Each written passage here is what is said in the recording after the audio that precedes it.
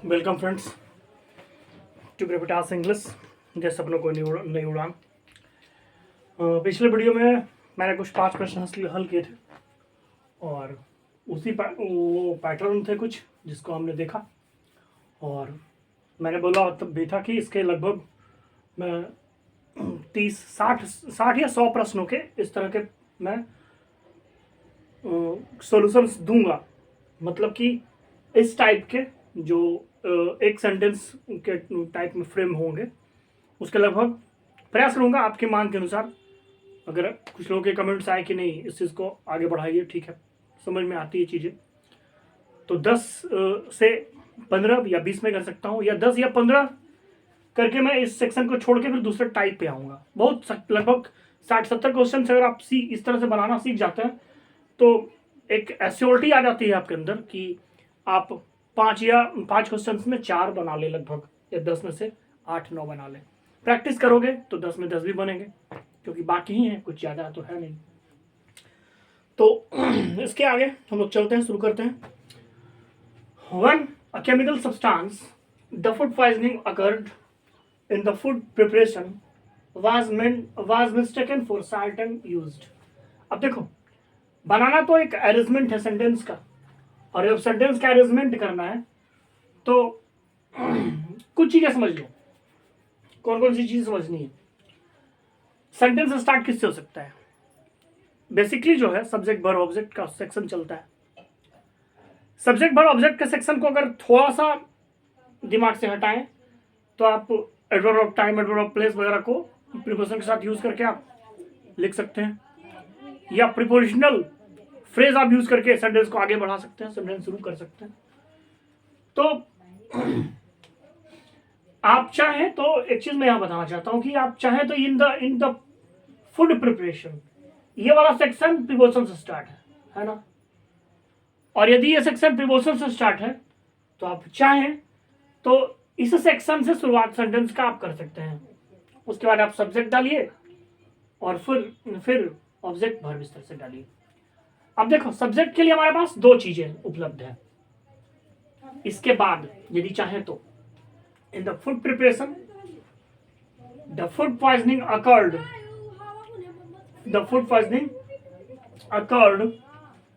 Food poisoning हुआ preparation में, भोजन के बनाने में, तैयार करने में फूड पॉइजनिंग हुआ, ठीक है। जब एक केमिकल सब्सटेंस, एक रासायनिक कोई वस्तु थी, was mistaken for salt and used। एक chemical substance was mistaken for salt, गलती समझ लिया गया था किसके जगह पे? नमक के जगह पे, एंड यूज्ड। लेकिन अब देखो चीज समझो कि जो इन यूज्ड किया हुआ है, तो भाई यूज्ड किस चीज में? यूज्ड तो आएगा ना किस चीज में? तो अब दिमाग मेरा चकराएगा कि शायद यूज्ड कौची में, नमक किस चीज में यूज करते हैं? तो फूड प्रिपरेशन में यूज करते हैं। इसका बेसिक सा समझ में आता है कि इसका मतलब है कि यस के बाद कौन सा सेक्शन आप देंगे? यूज्ड इन फूड प्रिपरेशन ना, तो यस के बाद क्या सेक्शन देंगे आप? बिना ऑप्शन देखे मैं बता रहा हूं। यस के बाद क्या हो सकता है? आर हो सकता है ना सेंटेंस पढ़ने के बाद। और जब यस के बाद आर होगा तो ये बाज मिस्टेकन जो किया हुआ है, गलती हुआ था, क्या हुआ था? तो फूड पॉइजनिंग अकर्ड, बाज मिस्टेकन तो कर नहीं सकते हैं, तो कोई सब्जेक्ट चाहिए। तो व्हेन से जब स्टार्ट करते हैं, जब शुरू में सेंटेंस, तो क्या होगा? जब का अर्थ आएगा। जब एक केमिकल सब्सटेंस, एक रासायनिक जो वस्तु थी, बाज मिस्टेकन फॉर साल्ट, गलत समझ लिया गया किसके जगह पे? नमक की जगह पे। इसका मतलब है कि पी के बाद आप क्या कीजिएगा? यस, और इसके बाद तो पहले से पता है कि क्या होता है? आर, तो यस के बाद आर, और जब पी के बाद यस और यस के बाद आर, तो अब पूरा सेंटेंस स्टार्ट करो ना कि when a chemical substance by mistaken for salt and used in the food preparation. एक सेंटेंस खत्म हुआ, दूसरा क्या हुआ भाई? तो फूड पॉइजनिंग अकर्ड। क्या हुआ? Food poisoning occurred. तो क्यू सबसे अंत में, तो P S R Q, P S R Q. क्या कोई ऑप्शन ऐसा है क्या कोई ऑप्शन ऐसा है? नहीं है। अब एक चीज और समझो, हाँ एक ऑप्शन है, PSRQ है यहाँ पे। एक चीज और दिमाग लगाने वाली बात है कि क्या हम ऐसा कर सकते हैं कि यस वाला सेक्शन को पहले लिख सकते हैं, द फूड पॉइजनिंग अकर्ड। कब हुआ भाई? पहले कोई घटना हुई, फूड पॉइजनिंग अकर्ड, कोई घटना पहले हुई भोजन में। भोजन मतलब होता है ना कभी कभी कि भोजन जहर के रूप में काम करता है, पेट में कुछ वॉमिटिंग वगैरह हो जाता है, पेट गड़बड़ हो जाती है, तो वही फूड पॉइजनिंग अकर्ड। कब भाई? तो जब मैंने केमिकल सब्सटेंस, तो पहले घटना हुई और उस घटना का एक्सप्लेनेशन आपको मिल रहा है। तो आप ये कर सकते हैं कि पहले एक्सप्लेन कीजिए फिर घटना लिखिए, या पहले घटना लिखिए बताइए और फिर एक्सप्लेन कीजिए। तो मेरे हिसाब से अक्षरांश है, मतलब कि ऐसा लगता है कि पहले कोई क्या हुआ भाई, तो पहले जो हुआ वो लिखिए और उसके बाद क्यों हुआ वो लिखिए। मैंने तुम्हें पीटा जब तुमने मुझे गाली दी, ये भी आप लिख सकते हैं। और ये भी लिख सकते हैं कि तुमने मुझे गाली दी जब मैं पीटा। लेकिन जब कैसे कर सकते हो? मैंने तुम्हें गाली दी तब तुमने पीटा ना, या जब तुमने मुझे गाली दी तब मैंने तुम्हें पीटा। तो जब केमिकल सब्सटेंस को समझ लिया गया कि ये नमक है उसके जगह पे, तो क्या हुए? फूड पॉइजनिंग हुआ। शुरू में जब करोगे, और अगर ऐसे लिखोगे कि फूड पॉइजनिंग अकर्ड व्हेन, तो कब वाला सेंस नहीं आएगा, जब वाला ही सेंस डालना पड़ेगा। और जब जब डालोगे तो इसको क्या करना पड़ेगा आपको? शुरुआत में रखने में ज्यादा भलाई है। तो आप देखो, आप अर्थ दोनों में निकल रहा है। When a chemical substance was mistaken for salt and used in the food preparation, the food poisoning occurred. या ऐसे भी लिख सकते हो कि food poisoning occurred when a chemical substance। तो आपके पास दोनों ऑप्शंस आते हैं, PSRQ और QSRP। लेकिन अगर ज्यादा सही बताने की कोशिश की जाए तो चलो वेन से स्टार्ट मत करो, पहले लिख दो कि फूड पॉइजनिंग हुआ। कब हुआ तो बाद में बताओ। तो ऑप्शन बी सुटेबल कर सकते हैं। ऐसे क्वेश्चन में बहुत कंफ्यूजन होता है, ऐसे में क्वेश्चन में गलती होने की संभावना है होती है। ए और बी में कंफ्यूज है क्योंकि दोनों सेंटेंस एक जैसा है, थोड़ी सी आगे पीछे हो सकती है। तो आप बी मारिए, क्योंकि पहले कोई घटना हुई उसका इंस्टांस आपको मौजूद है, क्यों कैसा ऐसा क्यों हुआ। ठीक है, तो इस प्रश्न में आपका ऑप्शन बी ही आएगा। बाकी मैंने ऑप्शन को क्यों नहीं देखा, इसलिए देखा ना क्योंकि मैंने सेट किया था यहाँ पे आर के बाद क्यों। तो इन food preparation the food poisoning occurred, भोजन बनाने के दौरान फूड पॉइजनिंग हुआ। क्यों हुआ? मैंने chemical substance was mistaken for you, लेकिन लास्ट में जो यूज्ड किया गया था ये सेक्शन कंप्लीट नहीं कर रहा था क्योंकि यूज किया गया था तो पता नहीं, ये खत्म। SRQP जो लास्ट ऑप्शन था उसमें बाद से स्टार्ट कर नहीं सकते हो, तो ये भी खत्म। तो ऑप्शन कौन सा? ऑप्शन बी होगा। तो इस प्रश्न के बाद अगले प्रश्न के अंदर आएंगे हम और वो देखेंगे कि उसको कैसे सॉल्व करते हैं। ठीक है, तो अगले प्रश्न की ओर बढ़ते हैं। इस प्रश्न में स्टार्ट है इफ से। बेसिकली भी मैंने पढ़ाया नहीं है, लेकिन इफ जो सेंटेंस होता है इफ वाला वो कंडीशनल सेंटेंस होता है। कंडीशनल सेंटेंस का सिंपल सा मतलब है जो कंडीशन दर्शाता है। कंडीशन वाले में क्या होता है? शर्त, और शर्त में क्या? तो प्रिंसिपल क्लाउज और सबऑर्डिनेट क्लाउज से मिलकर सेंटेंस बने होते हैं। जो प्रिंसिपल क्लाउज होता है वो परिणाम दर्शाता है और जो सबऑर्डिनेट होता है वो शर्त दर्शाता है। शर्त का मतलब कि यदि आप कुछ ऐसा करते हैं ऐसा होगा, इस तरह का सेंटेंस। तो if a foreigner wishes to learn standard English, he will of course. तो अब देखो, अगर तुमको थोड़ी सी ग्रामर की नॉलेज होगी, अगर कंडीशनल सेंटेंस आप पढ़ते हैं तो मैं धीरे यहां बता सकता हूं। कंडीशनल का मेनली 3 स्ट्रक्चर पे चलता है। इफ क्लाउज, मतलब कि if clause generally if plus वो यदि सब्जेक्ट प्लस V1 हो जाएगा, यहाँ पे V1, इधर सब्जेक्ट प्लस बिल चलता है। इधर अगर V2 हो जाएगा तो इधर उड चलेगा।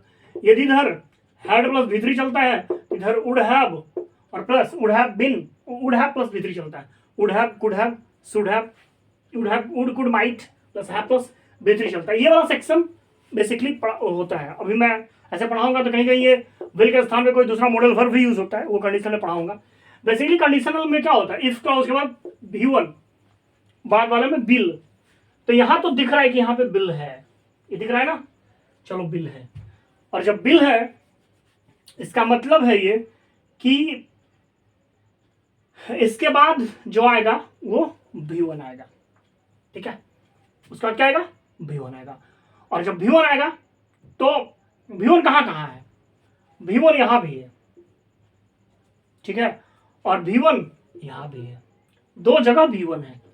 इसका मतलब है कि इसके बाद R भी आ सकता है और इसके बाद Q भी, इसके बाद R भी और इसके बाद Q भी। अब ऑप्शन में देखिए कि इसके बाद R या इसके बाद Q क्या है, देखो तो पहला ऑप्शन में देखते हैं इसके बाद R है, दूसरे ऑप्शन में इसके बाद R है ही नहीं, तीसरे में इसके बाद R नहीं है, चौथे में इसके बाद R है। तो जहां जहां इसके बाद R है वो इसके बाद R ही है, इसके बाद Q है, यहां पे है इसके बाद Q, मिल गया। चलो इसके बाद Q भी है, एक जगह है, एक जगह Q है। तो चलो इस चीज को यहां पे सेट करते हैं।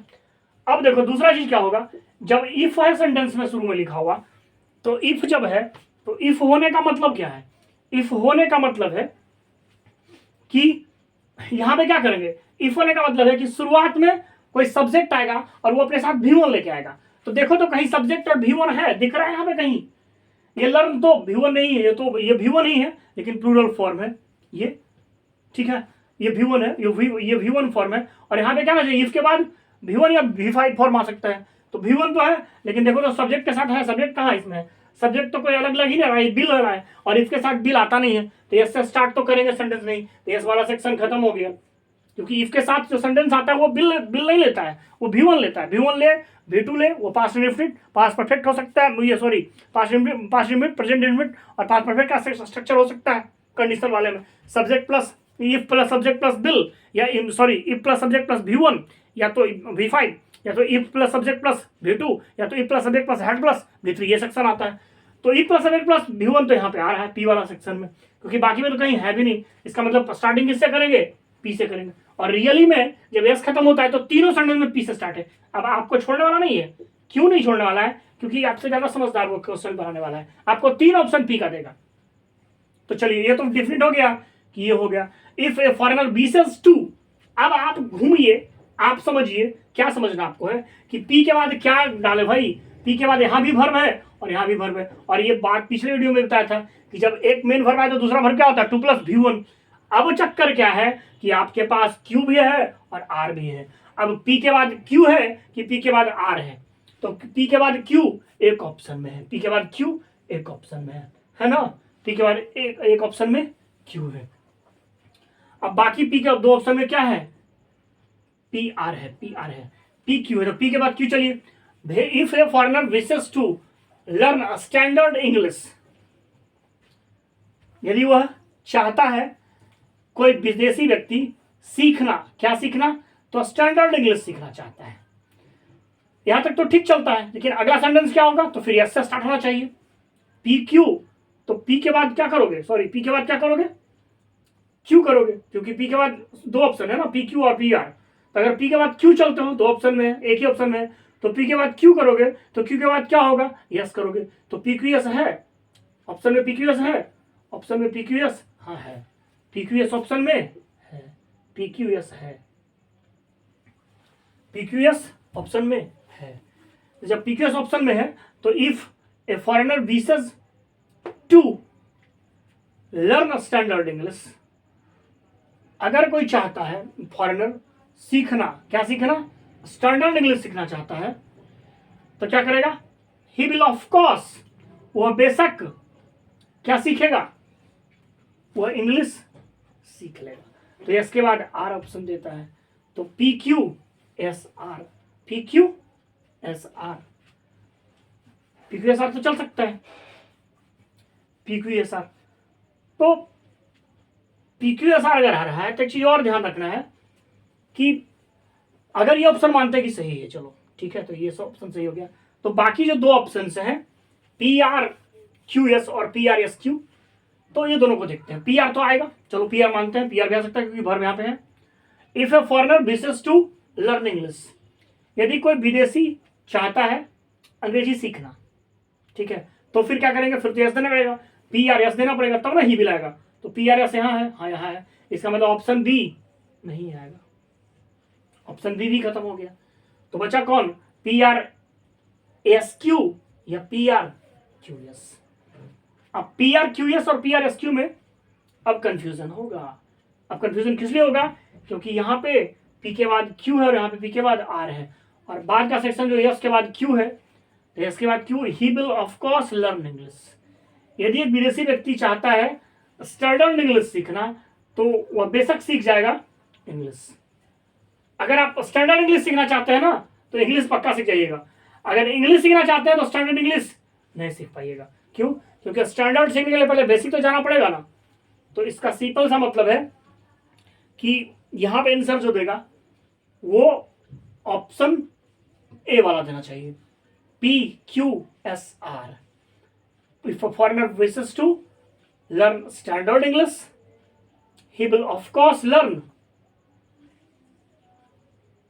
English। यदि कोई व्यक्ति, यदि एक विदेशी सीखना चाहता है स्टैंडर्ड इंग्लिश, तो वह सीख लेगा। क्या सीख लेगा, इंग्लिश सीख लेगा। ठीक है, तो ऑप्शन कौन से देंगे, कौन सा आएगा, ऑप्शन ए, PQSR।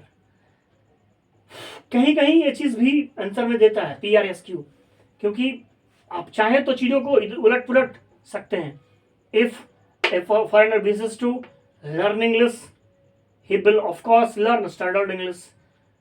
बेशक सीख जाएगा। तो एक चीज जान लो कि अगर आपको आपका स्टैंडर्ड कुछ ऊपर होता है ना, तब आप छोटा सीखते हैं। बहुत ज्यादा बड़ा अगर आप छोटा मानते हैं ना, तो बड़ा नहीं सीख पाते हैं। इसीलिए पहले स्टैंडर्ड इंग्लिश सीखना अगर चाहते हैं तो आप अंग्रेजी पक्का सीख जाइएगा। इसलिए ऑप्शन कौन सा, उसका ए सही आएगा। अंग्रेजी सीखकर स्टैंडर्ड इंग्लिश सीखें, वो हो सकता है, लेकिन पहले स्टैंडर्ड का अगर आपका एम है, तो आप एम से आपको कुछ छोटा मिला, तो चलिए ये ठीक हो गया। ठीक है, बस बेसिकली एक जनरल रीजनिंग के अनुसार ये आंसर सही आता है। ऐसे कंफ्यूजन यहाँ भी सी वाले में भी क्रिएट ये करता है। ठीक है, तो अगला ऑप्शन देखते हैं। ठीक है, तो अगले प्रश्न की ओर बढ़ते हैं। According to reports, bear still trapped inside bogies the wrecked some of the passengers of the express। ठीक है, प्रश्न देख, उसके बाद ऑप्शन है PRQS, PSQR, RSQP और SPRQ। इसका सीधा सा संबंध है, आप ये समझिए, मतलब कि अगर इसको तोड़ेंगे तो P से सेंटेंस स्टार्ट हो रहे हैं और RS से स्टार्ट हो रहे हैं, मतलब Q से कभी भी सेंटेंस स्टार्ट नहीं होगा, स्टार्ट नहीं होता है। अब अंत देखिए, SRPQ, SRPQ मतलब कि सबसे अंत हो सकता है, इससे भी अंत हो सकता है, इससे भी अंत हो सकता है, इससे हो सकता है, इससे भी अंत हो सकता है। इंड मतलब कि सबसे हो सकता है, इंड हो सकता है, इंड हो सकता है, इंड हो सकता है। और स्टार्ट क्यू से नहीं होगा, मतलब यहां से भी स्टार्ट हो सकता है, यहां से भी स्टार्ट हो सकता है, यहां से स्टार्ट हो सकता है। चलो अब देखते हैं। अकॉर्डिंग टू रिपोर्ट्स, रिपोर्ट्स की माने तो मतलब रिपोर्ट्स के अनुसार, तो भाई जब रिपोर्ट्स के अनुसार है, इसको तो कहीं भी रख सकते हो। क्या रिपोर्ट है, तो जब पी में लिखा हुआ है बेयर स्टिल ट्रैप्ड इनसाइड, तो बेयर स्टिल ट्रैप्ड इनसाइड कौन, भाई कौन ट्रैप्ड है, कौन ट्रैप्ड है बताओगे, पता ही नहीं कौन ट्रैप्ड है। तो जब सब्जेक्ट ही पता नहीं है, तो पी से खा कर स्टार्ट करोगे, खत्म हो गया। पी से तो पक्का स्टार्ट नहीं होगा, और जब पी से स्टार्ट नहीं होगा, तो चलो किससे स्टार्ट करोगे,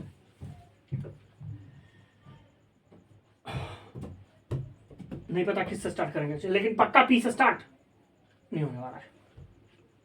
तो खत्म हुआ पी वाला ऑप्शन। उसके बाद RSQP और SPRQ। अब आर से स्टार्ट करोगे, एस से स्टार्ट करोगे। आर में है द रेक्ड, ठीक है, आर में है रेक्ड। एक मिनट रुकिएगा,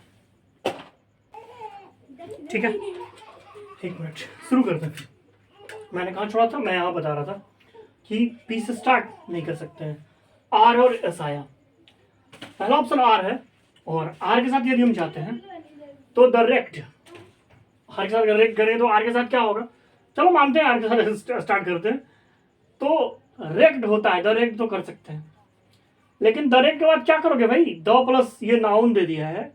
देखो एक चीज यहां समझो, ये रेक्ड क्या है, रेक्ड ऐसे जनरली है नाउन नहीं। एक चीज समझते हैं, रेक जो है WREC के, रेक मतलब होता है बर्बाद करना, मलबा वगैरह के लिए आता है। जब रेक्ड हो गया मतलब ये बर्बाद चीज है, बर्बाद हो गया है, ठीक है। और एक चीज समझो कि जब वर्ब के साथ जब ईडी लगा ना, जैसे कि हम लोग क्या करते हैं, सेपरेटेड वर्ब कर देते हैं, ईडी लगाते हैं, तो वो एक दो काम करता है, जो आपको मैं शुरू में अभी कुछ दिन के बाद, 1-2 दिन क्लास के बाद मैं बताऊंगा कि जब वर्ब होता है और वर्ब में जब ईडी लगता है जनरली, तो वो या तो एडजेक्टिव बनेगा या तो पार्टिसिपल बनेगा। मतलब कि वो जो कहते हैं ना प्रेजेंट पार्टिसिपल वाला आईएनजी जब लगाते हैं, तो वो जब आईएनजी लगाते हैं तो वो आईएनजी लग के क्या बनता है, या तो वर्ब प्लस V4 बनेगा और या तो वो एडजेक्टिव बन जाता है। उसी तरह से जब ईडी यूज करते हैं तो ईडी में या तो V3 बनेगा या तो एडजेक्टिव बनेगा। तो यहाँ पे ये उस सेंस में यहाँ तक अगर रहता ना सिर्फ, तो ये V3 था, लेकिन जैसे ही द लग गया, और द लगने का मतलब क्या, आर्टिकल कहाँ लगता है, किसके साथ, नाउन के साथ, तो कौन सा नाउन बनेगा, कॉमन नाउन। ऐसे भी नॉर्मल एक बात जान लो कि जब एडजेक्टिव के साथ, ये एडजेक्टिव बन गया, जब एडजेक्टिव के साथ द लगाते हैं तो वो क्या बन जाता है, कॉमन नाउन बन जाता है। तो ये कॉमन नाउन हो गया। तो द रेक्ड, और जब नाउन है तो सब्जेक्ट दोगे ना, सब्जेक्ट है तो वर्ब आएगा, वर्ब है यस, देखो तो यस है वर्ब, यस तो समाप्ति लगा हुआ है, इसका मतलब ना ए होगा ना बी ना सी, तो बचा कौन सा, SPRQ। तो स्टार्ट करते हैं। According to reports some of the passengers, अब देखो ध्यान रखना कि जैसे ही सम ऑफ द पैसेंजर्स है तो सम क्या हुआ, प्लूरल ना, और some plus of plus the plus ये प्लूरल नाउन, तो वर्ब क्या लेगा यहाँ पे, प्लूरल। तो इसके बाद क्या आएगा, पी आएगा। इसके बाद पी ऑप्शन में है, हाँ इसका पी ऑप्शन में है। There are still trapped inside, किसके अंदर दबा हुआ है, इनसाइड द रेक्ड।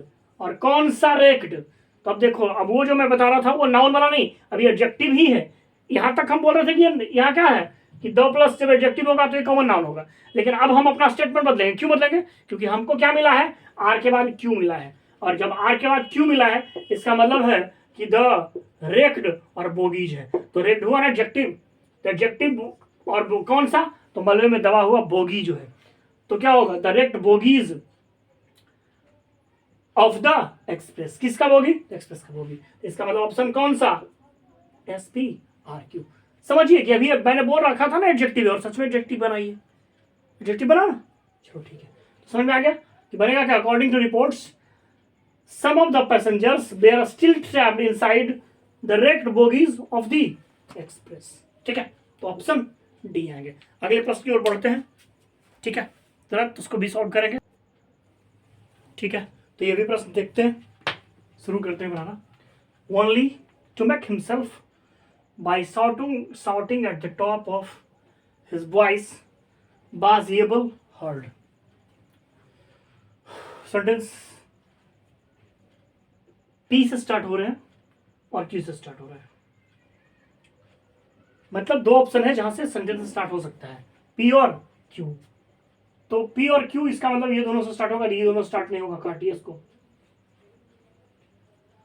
अब देखो जब पी से स्टार्ट हो रहा है और सॉरी किससे, पी से और क्यू से, सॉरी पी और क्यू से शुरू हो रहा है ना, जब पी और क्यू से शुरू हो रहा है इसका मतलब आर और एस से सेंटेंस शुरू नहीं होगा, नहीं ना होगा, पी और क्यू से स्टार्ट हो रहा है तो आर एस से नहीं होगा।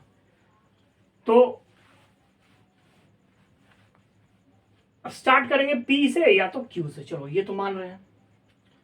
आगे अब क्या देखना है, आगे देखना है कि पी से शुरू करें या क्यू से शुरू करें।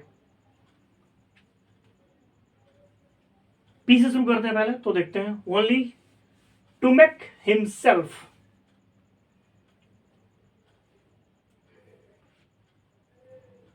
टू मेक हिमसेल्फ क्या, अपने आप को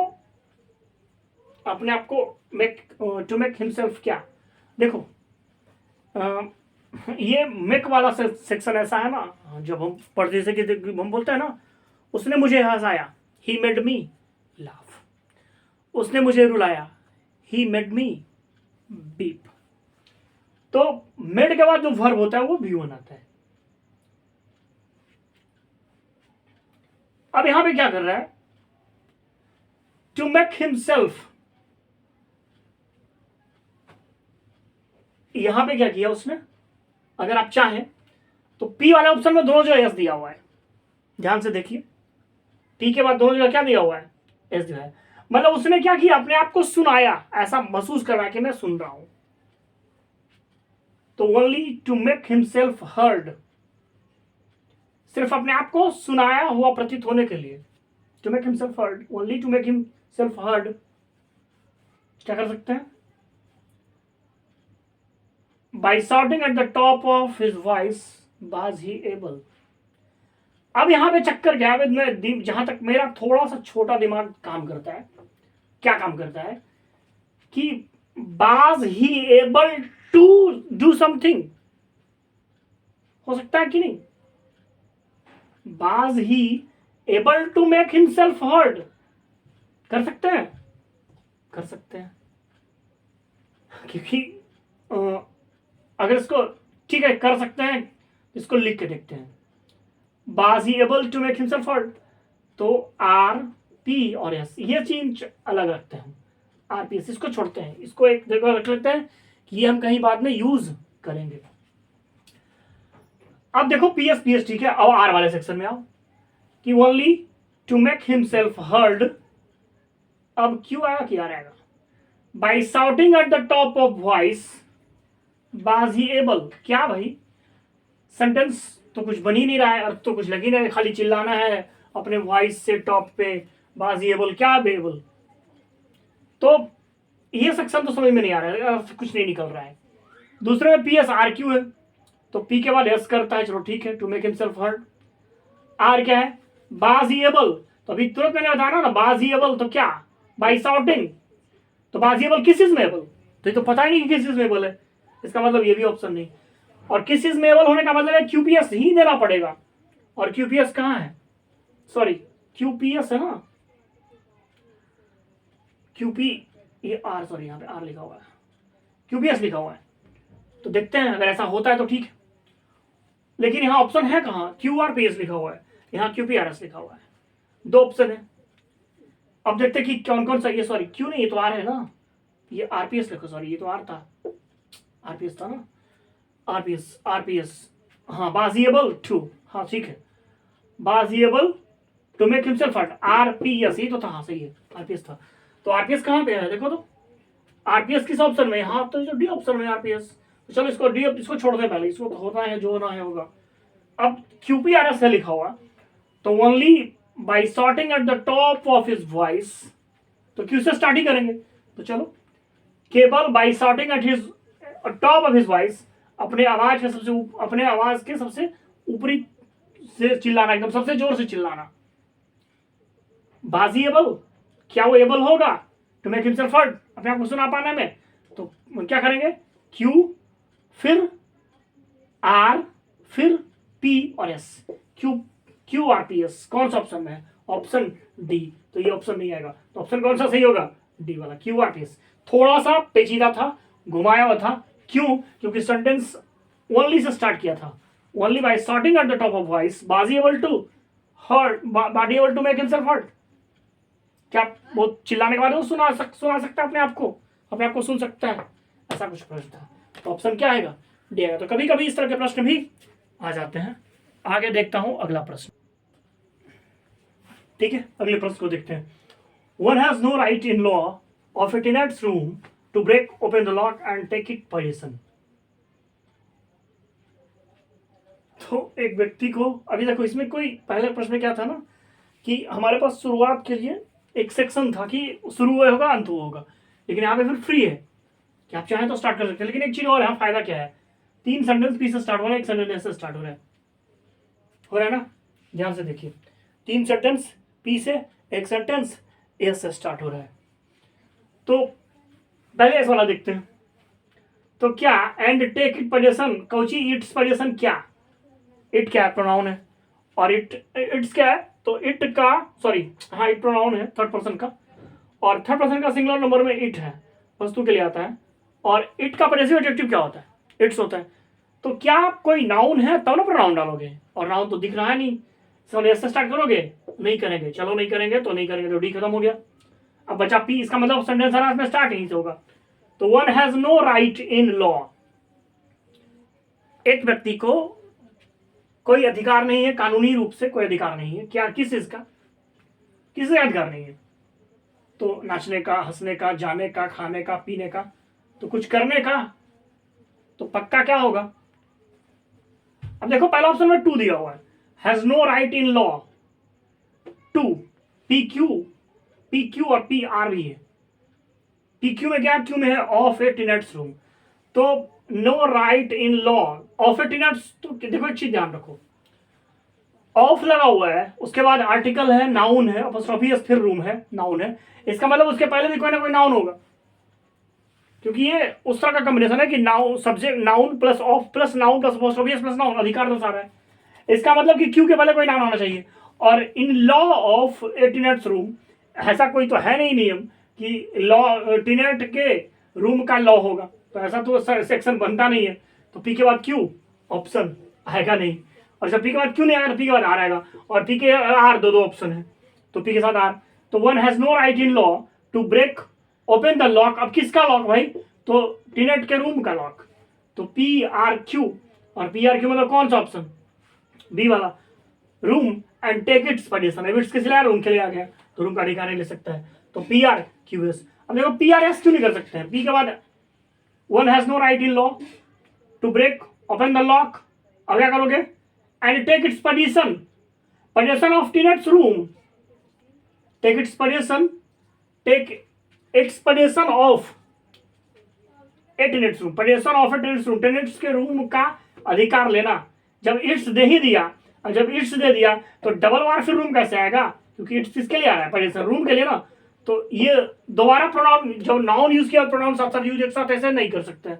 तो ऑप्शन कौन सा, ऑप्शन ये तो कभी होगा नहीं, तो बचा कौन सा option, P R Q S. मतलब one has no right in law to break open the lock of a tenant's room and take its permission, तो ऑप्शन बी होगा। ठीक है, तो लगभग 5 प्रश्न हो गए, और ज्यादा बोझ नहीं सर पे बनना चाहिए, इसलिए इसको आप प्रैक्टिस कीजिए, फिर आगे प्रश्न बनाने की कोशिश कीजिए। और एक बात मैं आपको बताता हूँ कि जब भी आप देखें ना, तो क्वेश्चन जो एग्जाम में आया उस प्रश्न को देखिए।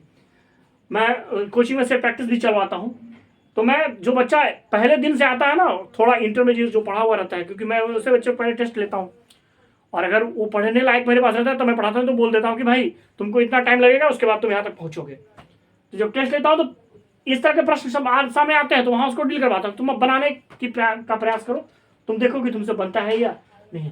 तो आप भी वही कीजिए, और मैं डे 1 से सेट देता हूँ, जो भी एक दिन पहले दिन से ही, कि आपको समझ में आए कि आखिर हमको पढ़ना क्या है।